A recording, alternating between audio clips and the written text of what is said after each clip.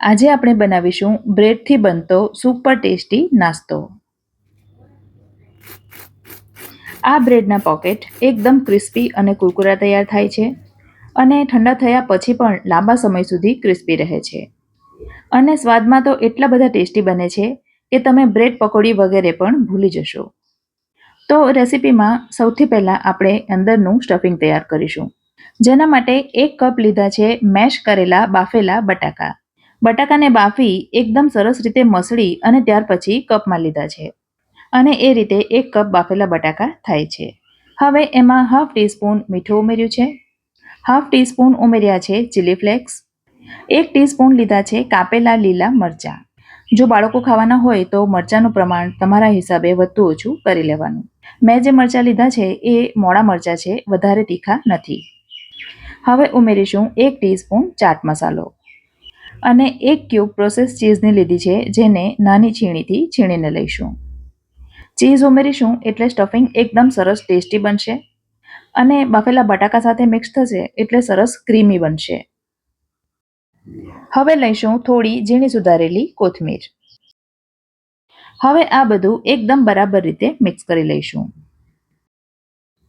અને બરાબર મિક્સ થઈ જાય એટલે અત્યારે એને સાઈડ પર રાખીશું. આગળના સ્ટેપમાં અહીં મેં લીધી છે બ્રેડ. વ્હાઈટ બ્રેડ કે બ્રાઉન બ્રેડ તમે કોઈ પણ લઈ શકો. હવે એને વેલણથી વણી લઈશું. વણીને એને એકદમ ચપટી કરી દેવાની છે. ખાસ કરીને એની ધાર સરસ રીતે દાબીને વણવાની. હવે એની જે બ્રાઉન કલરની ધાર છે એને ચપ્પુની મદદથી કાપી લઈશું.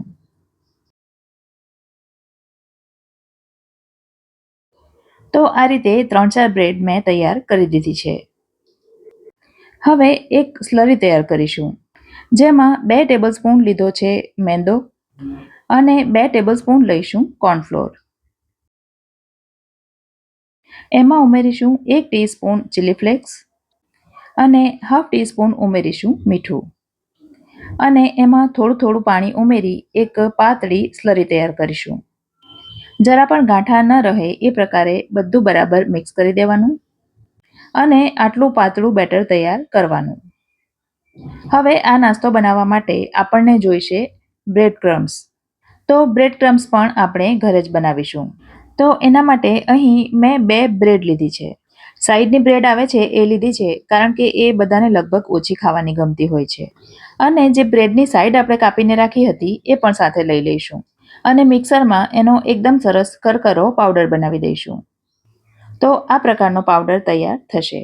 હવે એક જાડા તળિયાવાળું પેન લઈ લીધું છે અને એમાં આ બધો બ્રેડનો પાવડર લઈ લઈશું અને ધીમા તાપે એકદમ ક્રિસ્પી થાય ત્યાં સુધી શેકી લઈશું. કોરી જ શેકવાની છે, તેલ કે બીજું કંઈ પણ ઉમેરવાની જરૂર નથી. સતત હલાવતા રહીશું જેથી નીચેના બ્રેડ ક્રમ્સ બળી ન જાય. તો 4 થી 5 મિનિટમાં જ એ સરસ રીતે શેકાઈ જશે. હાથમાં લઈને જોઈએ એના પરથી તમને ખ્યાલ આવશે કે એ સરસ ક્રિસ્પી થઈ ગયા છે. તો હવે ગેસને કરી દઈશું બંધ અને ગેસ બંધ કર્યા પછી પણ એને થોડી વાર માટે ચલાવીશું જેથી પેનની ગરમીથી એ બળી ન જાય. હવે નાસ્તાના ફાઇનલ સ્ટેપમાં આપણે બ્રેડના પોકેટ બનાવીશું. તો જે બ્રેડ વણીને રાખી હતી એ લઈ લીધી છે અને જે સ્ટફિંગ તૈયાર કર્યું હતું એ બ્રેડની એક તરફ મૂકી દઈશું અને સ્ટફિંગ પણ વધારે પડતું નથી લેવાનું, માત્ર 2 ચમચી જેટલું જ લેવાનું છે. હવે જે સ્લરી આપણે તૈયાર કરી છે એને થોડી ચમચીથી મિક્સ કરી લઈશું અને એમાંથી થોડી થોડી લઈ બ્રેડની કિનારીઓ ઉપર લગાવી દઈશું. હવે એક તરફથી બ્રેડને ઊંચકી વિડીયોમાં જોઈ શકો છો એ રીતે ફોલ્ડ કરી દઈશું અને કિનારીઓ દબાવી દઈશું જેથી એ સરસ રીતે ચોંટી જશે અને ખુલશે નહીં. હવે આ પોકેટને સ્લરીમાં ડુબાડી દઈશું. એને વધારે સમય એમાં નથી રાખવાનું. એકવાર એ સરસ રીતે કોટ થઈ જાય એટલે તરત જ બહાર લઈ લેવાનું. બહાર લઈ તરત જ એને જે બ્રેડ ક્રમ્સ આપણે બનાવી છે એના ઉપર મૂકી દઈશું અને બંને તરફથી બ્રેડ ક્રમ્સથી એકદમ સરસ રીતે કોટ કરી દઈશું અને ત્યાર પછી એને થોડી ખંખેરી ગરમ તેલમાં ફ્રાય કરી લઈશું.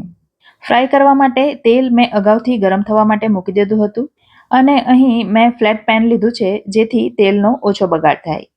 બાકી તમે એને ડીપ ફ્રાય પણ કરી શકો અને આના કરતાં એકદમ ઓછું તેલ લઈ શેલો ફ્રાય પણ કરી શકો.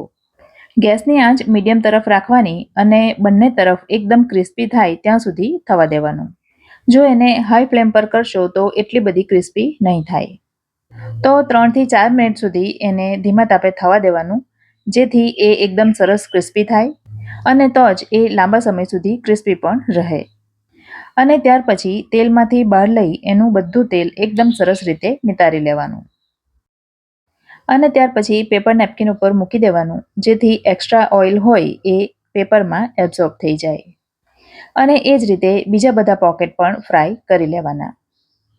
ફ્રેન્ડ્સ, મારા વિડીયો તમને ગમતા હોય અને મારી ચેનલ ફૂડ વિથ ફાલ્ગુનીને તમે હજી સુધી સબસ્ક્રાઈબ ન કરી હોય તો પ્લીઝ જલ્દીથી સબસ્ક્રાઈબ કરી દેજો. તો આ પોકેટ ગરમ ગરમ તો ક્રિસ્પી હોય જ છે, પણ ઠંડા થયા પછી 1-2 કલાક પછી પણ એ ઘણા ક્રિસ્પી રહે છે અને સ્વાદમાં તો એટલા ટેસ્ટી બને છે કે બાળકો તમારી પાસે ચોક્કસ વારંવાર બનાવડાવશે. રેસીપી ગમી હોય તો વિડીયોને લાઇક કરજો અને તમારા સર્કલમાં શેર કરજો. ફરી મળીશું આવી જ એક નવી રેસીપી સાથે. ત્યાં સુધી મને રજા આપો. આવજો.